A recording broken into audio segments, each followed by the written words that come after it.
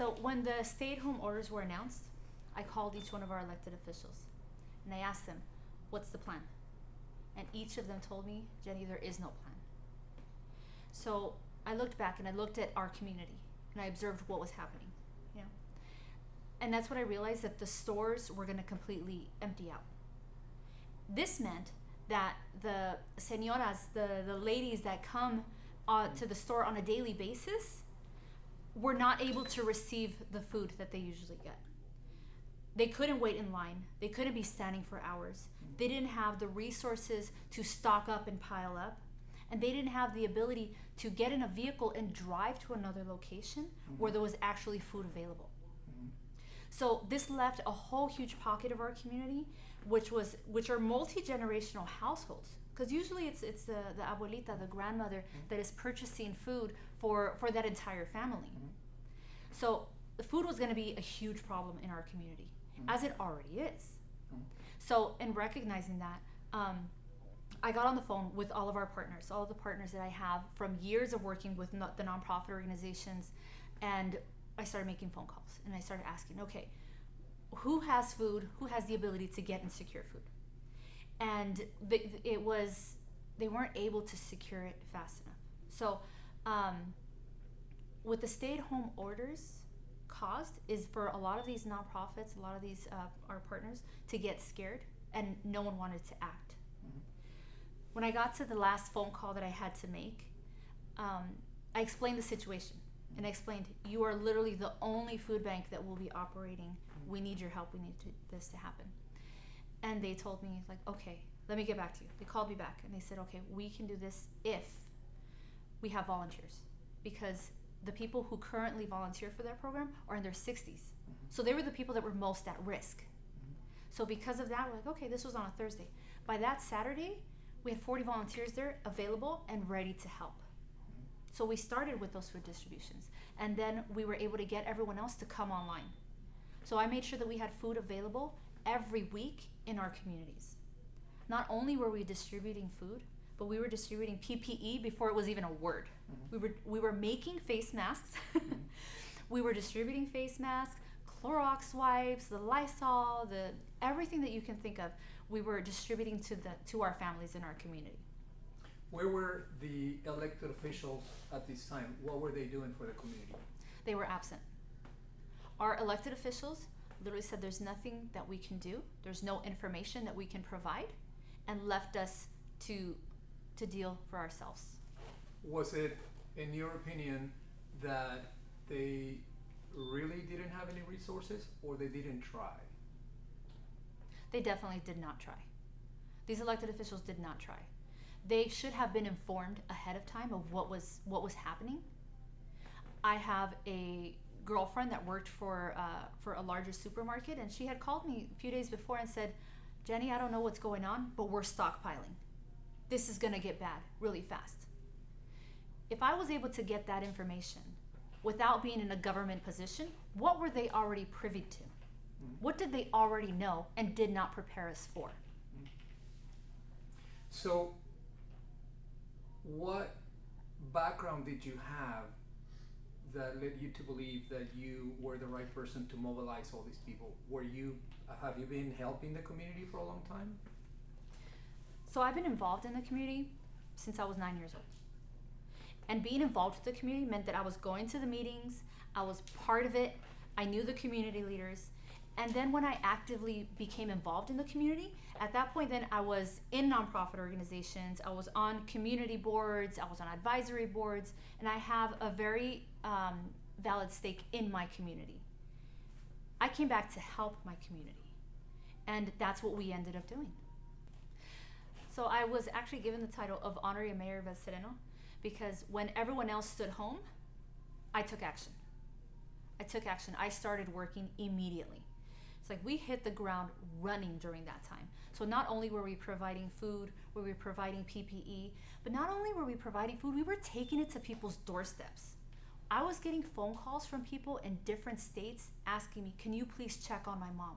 Can you please check on my grandmother? And that's what we were doing. We were going door to door, making sure that they were okay, making sure that they had food, making sure that they had the items that they needed to survive this time, which was completely unknown to us. So then tell me how you got involved with the COVID vaccinations and, helping your community in that sense. As soon as the first rounds of vaccines were available, we started making phone calls immediately. I secured locations. I was able to get them to come in to do the vaccinations. And not only that, but we were also able to secure the appointments, which were so sought after. We had a whole team of people that were working to get these appointments for our seniors and our people that were most vulnerable at the time. So, do you think your community recognizes you for the work you did during that very extraordinary time that we went through? I think the people who were working shoulder to shoulder with us saw it. So they saw the dedication, they saw the time, they saw the work. They saw the work that we were putting in. Even while I was pregnant, the entire time I worked through, I was moving pallets of food, both in the heat, both in the cold. No, if there was rain, no matter what was happening, we were getting food. I was getting food to the people in the community. So it was recognized by the other community leaders, which is why I have their support now. But I was never in the limelight. I never chose to be the person to say, hey, look what I did. We just did the work. That's what it was about. You were really trying to help your community. Always. At what point did you decide to run for this seat that's right now 8 people are running for the seat? At what point did you decide to throw your hat in the ring? At any point when people would ask me and they would tell me, why don't you run for office? I would laugh and say, no way. There was no way I was going to run for office because I didn't like what it stood for. I was disgusted by it. But I got to the point in my over 20 years of service to my community, free service to my community. I always did this while being a full-time mother, while being a full-time military spouse, while having my own business. This is the stuff I did to help my community. If you want to know if a person is genuine, find out where they spend their time and where they spend their money. I spend my time in my community. I spend my dollars in my community. So in working all of these years within my community, I got to experience many council members and many elected officials. I worked with all of the elected officials that are currently even running for this position. And the moment that I saw that their names were in the mix to run, I said, no way. No way. And the reason I said that is because I see what they can do. I see what they can't do. And I see what they won't do. And it's what they won't do that has the most impact on our quality of life.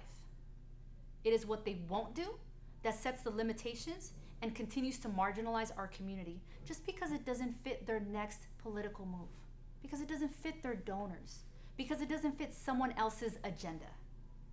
So it is time that we as a community come together and speak up for ourselves.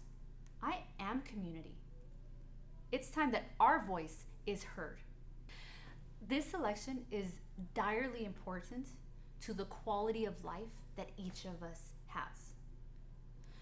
This election for city council is more important to your day-to-day living than any of the other positions that people are currently running for. And the reason I say this is because there are positions of assembly, of legislature, of that have to go through a process before you see the impacts of those decisions. And it can be years before those decisions that they've made impacted you, and you could even forget that you even voted for those things. But the city of Los Angeles has a direct line to your quality of life. Whatever the city of Los Angeles, this council district determines are the rules, are the laws, are going to be implemented in a much faster way than anything else in the state. So you think in a year where there's a presidential race, people tend to forget the importance of these local races? Absolutely. Absolutely. I think we get to the point where we're kind of numb from being failed by our politicians. We are numb by watching the scandals that they're involved in. We are numb by watching the arrests, and we assume that everyone is just the same. This is why we have to put someone different in that position. This is why it's important to have someone that understands our community and our needs. We don't need sacramental tied politicians telling us what we deserve to have in our communities. We can determine what we need in our communities, and we need to fight for that. So you're saying that we need somebody different. Is that you? Absolutely. It is absolutely me. Well, thank you. Great.